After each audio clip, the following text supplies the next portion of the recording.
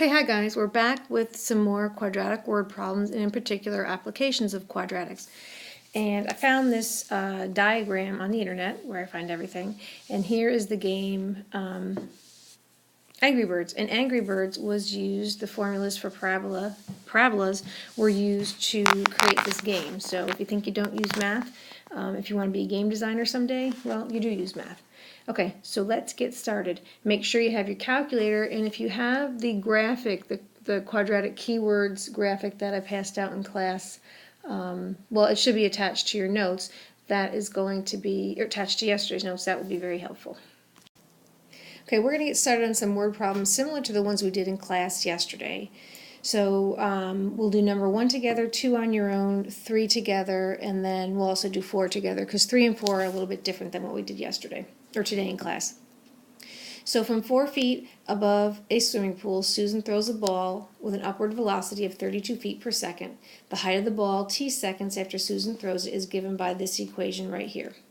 So h of t, which is the same as y, equals negative 16t squared plus 32t plus 4. So first we're going to draw a graph to model the situation. This is our y-intercept, and looking at our equation, our y-intercept is 4. This is the vertex, the very top. It's a maximum, so that is our vertex. And if we need to know it, this would be when when the ball enters the water.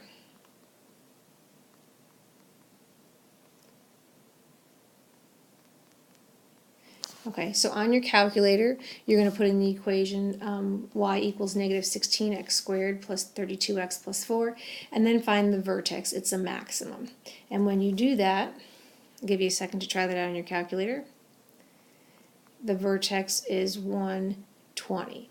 So that means after 1 second,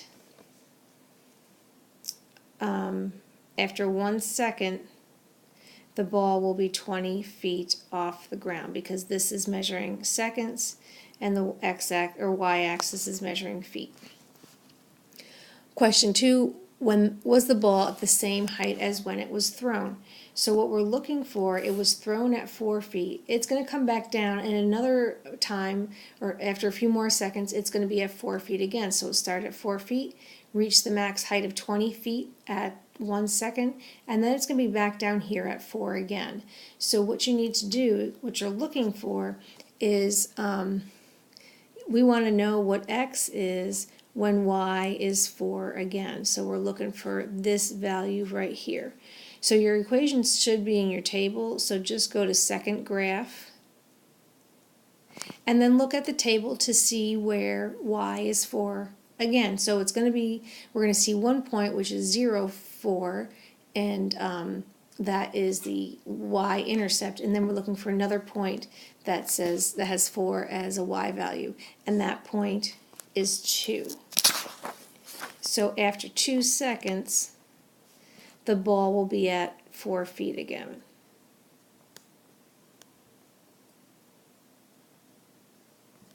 So it will go up.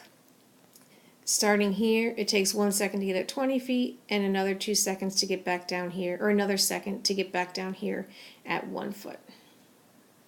Okay, go ahead and try number 2. A baseball player hits a high pop-up with an initial upward velocity of 30 meters per second, 1.4 meters above the ground. The height of the ball in meters, t seconds after being hit, is modeled by the equation h of t, which is the same as y, equals negative 4.9 t squared plus 30t plus 1.4.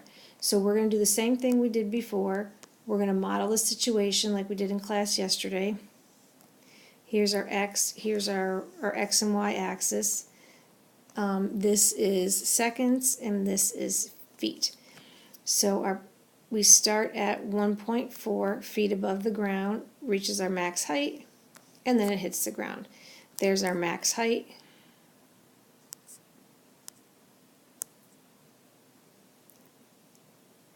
And the positive y-intercept right here is when the ball hits the ground. So the question is asking, how long will it take for the baseball to hit the ground? So we are looking for the positive x-intercept. So So once again, that equation should be in your y equals, and we're looking for the positive x-intercept, and the positive x-intercept is 6.2 and 0. So it takes about 6.2 seconds for the ball to hit the ground. So question B, what time will the ball be 15 meters high? So we're trying to figure out when does y equal 15. So you have a couple options with this, and I'll show you this in class tomorrow. But one option is to look at the table of values. So to go put the equation in your calculator and hit second and graph and look at the table. And when you do that, you will find you won't see any points. And so because what's happening is our x values for when this is 15 meters high are decimals. So what you can do is in y2 you would put y equals 15. So in your y1 function you have the first equation, and which is negative 4.9 t squared plus 30t plus 1.4, and then your y2 put in 15. So what's going to happen is you'll have a parabola that looks like this, and then you'll have a line at y equals 15. This is your y2. And so we're looking for this intersection and this intersection. And that's called the intersect function on your calculator. So if you go to second and trace, it's number 5. So it would be second, then trace, then number 5, which is the intersect function. So you're trying to see where this line and this graph intersect and where this line and this graph intersect. And we'll take a look at that in class tomorrow. So the 2 points, you should get an intersection at 0.5 and 15, which would be this one right here, and an intersection at 5.6 and 15, which is this point right here. And I'll show you how to do that on the calculator tomorrow. Okay, so this is a new type of problem from what we worked on in class yesterday. This time there's some geometry involved. So a rectangular lot is 50 feet wide by 60 feet long. So my suggestion is to draw that rectangular lot. It is 50 feet wide by 60 feet long. And this is going to give us an area of 300 square feet. If both the length and the width are increased by the same amount, and what is that amount? We don't know. So we're going to use x for that. The area is increased by 1,200 feet. So here we go. Same rectangle. The area is increased by 1,200, so it's 1,300 plus 1,200, which is 4,200. This side was increased by an unknown number, and this side was also increased by an unknown number. And we're using x for our unknown. Find the amount by which both the width and the length are increased. So this is what we know. If I multiply the length times the width, it has to equal 4,200. So that's what I'm going to do. So if I do 60 plus x times 50 plus x, that's going to equal 4,200. So when I work out 60 plus x times 50 plus x, what I end up getting is x squared. And I'll write that up here. X squared plus 110x plus 3,000 equals 4,200. So I need to get this in standard form, so it's x squared plus 110x, subtract 4,200 from each side, and I get minus 1,200 equals 0. So now I can factor this. I need factor pairs of negative 1,200 that equal 110, and those factor pairs are 120 and negative 10. So x plus 120 and x minus 10 equals 0. So this means that x is negative 120. We can't use that one because it's negative and we can't have a negative length. And x minus 10 equals 0. We get x equals 10. So our answer to this question is find the amount by which both the width and the length are increased. The width and the length were increased by 10 feet. Okay, this next one I want you to pay attention to and then go ahead and copy it down because this one's a little more complicated. We have a rectangular lawn. Has dimensions of 24 feet by 32 feet. A sidewalk is being constructed along the inside edges. So there's going to be a sidewalk along the inside edges of all four sides. The remaining lawn, what will be left on the inside, this lawn right here, that's the green part, will have an area of 425 square feet. How wide is the walk? Okay, I have to make this a little bigger because there's a lot of writing in this one. So we need to assume that the distance from here to here and the distance from here to here is the same, as well as the distance from here to here and here to here. So we're going to assume that the sidewalk going around the inside edge of this rectangular lawn is the same.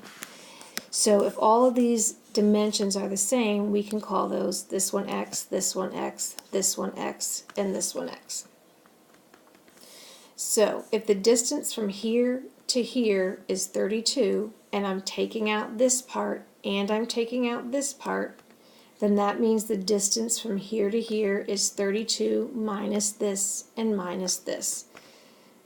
So what that means is that this distance from here to here, and I'll write it down here, is the 32 feet from the original minus this x and this x, which is minus 2x.